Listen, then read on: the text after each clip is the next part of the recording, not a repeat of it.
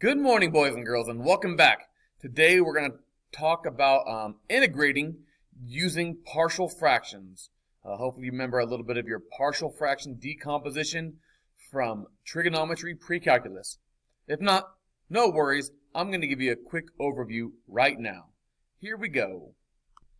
Alright, we've got 12 over x squared minus 2x minus 8. And our issue, like if we were going to try to integrate this, this is not something that we're going to be able to integrate. No u sub, nothing like that. So what we want to try to do is we want to try to split this up into two other fractions that we are able to integrate. Okay, and so we do that using partial fraction decomposition.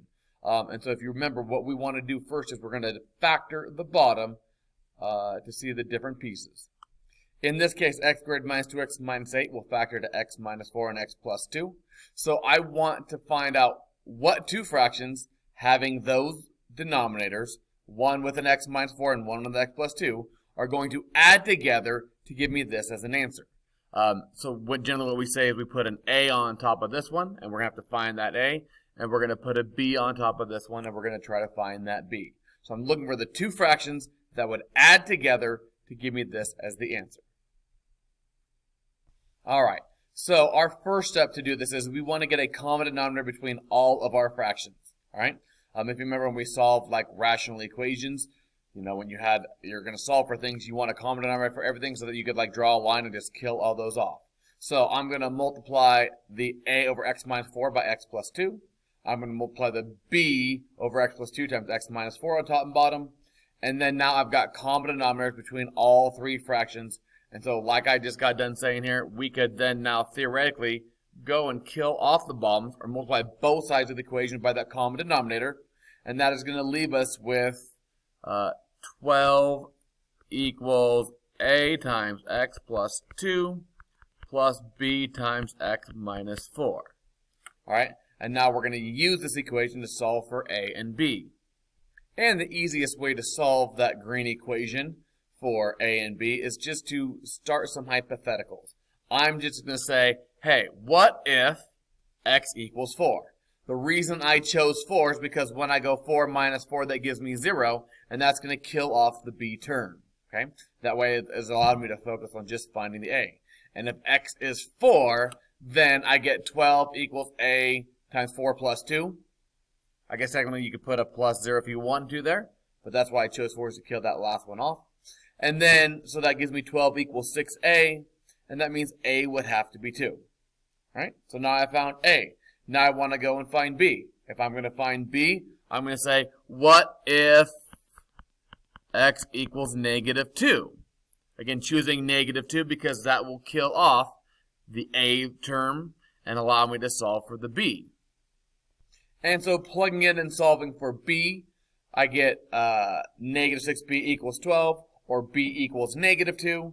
And so now I found that. So now decomposing my fraction, I know that 2 over x minus 4 minus 2 over, or plus a negative 2, that's that negative 2 there, over x plus 2, those two fractions together, if you go and find a common denominator and add them together, that would equal 12 over x squared minus 2x minus 8.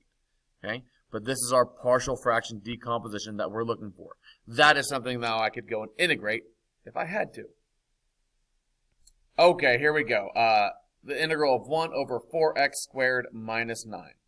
Now again, I think the hardest part of as we start adding more techniques to our integration is deciding which technique to use. Okay? If you were just to give me this integral, I would first try to use like reverse power rule. Can't do it. I would next try to maybe think about some derivatives that I know. That doesn't look familiar to anything. The perfect squares here get me a little bit interested because that gets me kind of thinking maybe this is an arcsine, arctangent, possibly arctangent. This looks really close to arctan. The only difference with this case, though, is it's a minus instead of a plus.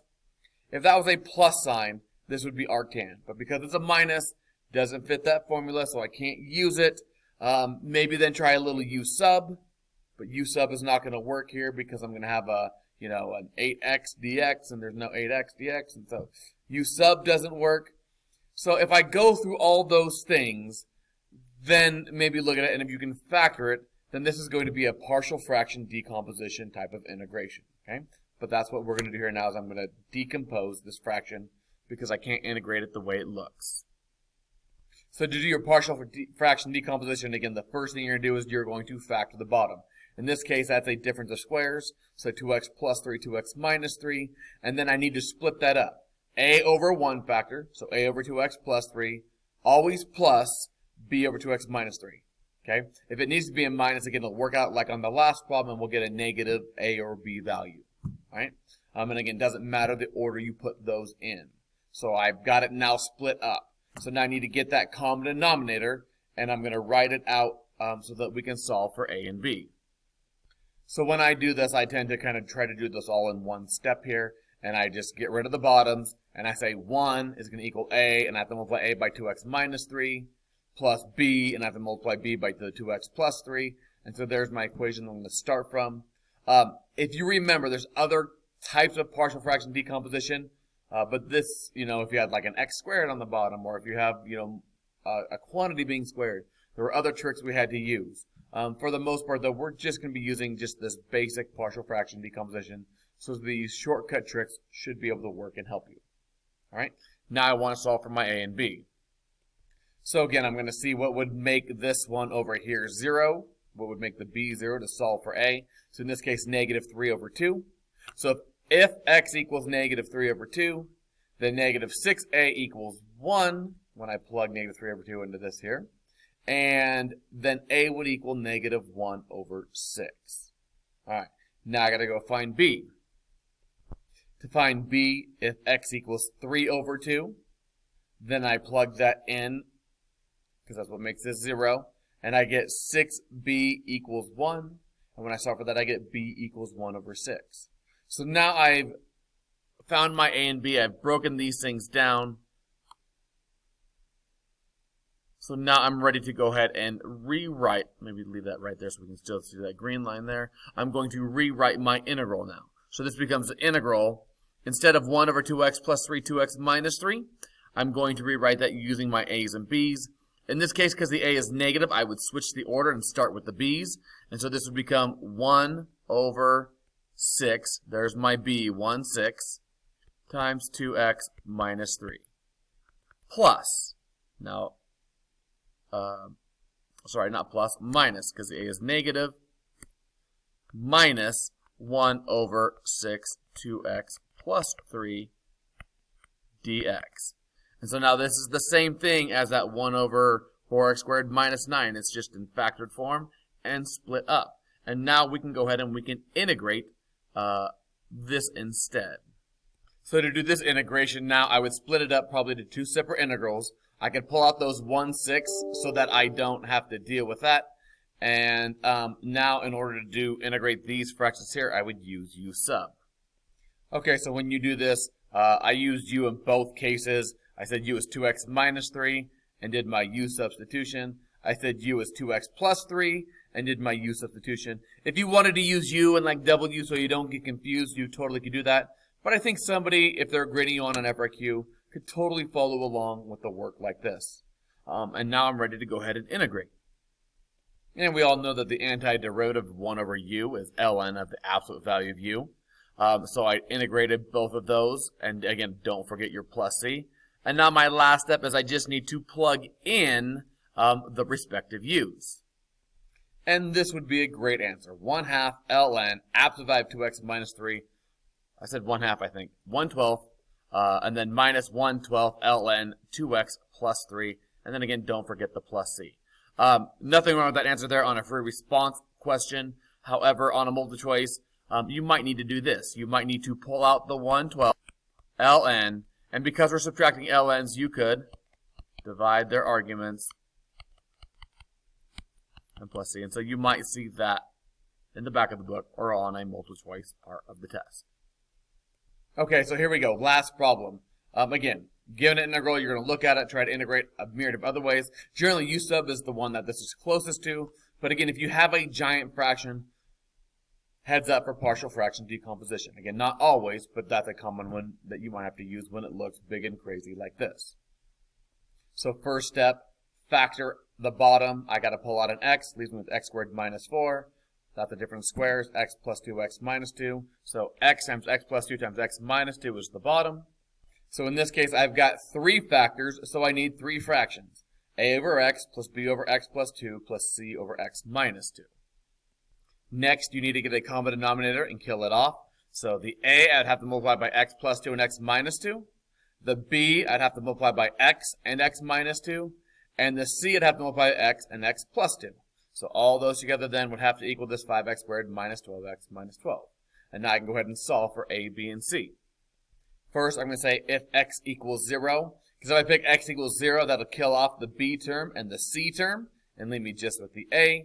And so if I plug in 0, I get 0 minus 12, so negative 12 equals 2 times negative 2, which is negative 4a, or I get a equals 3.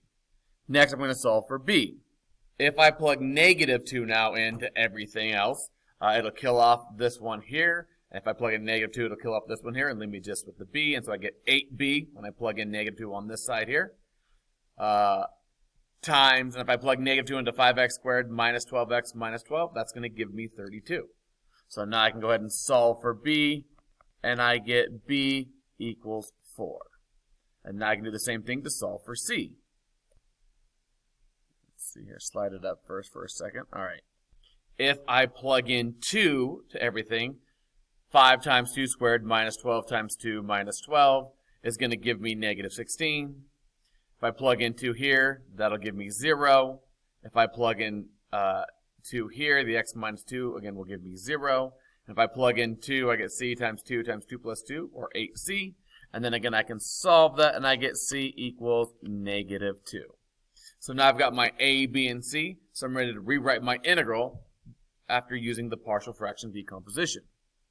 So this now becomes the integral of 3 over x, a over x, plus 4 over x plus 2, that was our b over x plus 2, minus 2 over x minus 2, the c was negative 2.